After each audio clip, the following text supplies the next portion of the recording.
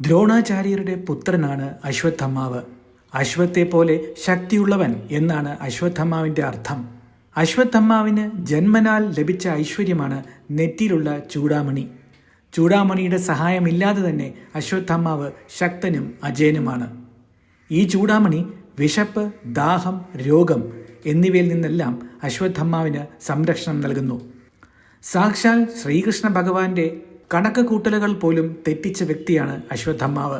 മഹാഭാരത യുദ്ധത്തിന്റെ അന്ത്യത്തിൽ കുരുവംശത്തിന്റെ അവസാന കണ്ണിയായ പരീക്ഷത്തിനെ നശിപ്പിക്കാനായി ഉത്തരയുടെ ഗർഭപാത്രത്തിലേക്ക് ബ്രഹ്മശിരോസ്ത്രം അശ്വത്ഥമാവ് പ്രയോഗിക്കുന്നു.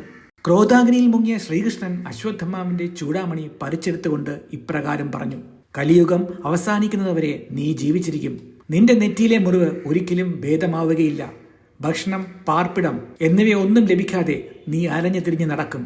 കൽക്കിയുടെ ജന്മത്തിനായാണ് അശ്വത്ഥമാവ് കാത്തിരിക്കുന്നത്.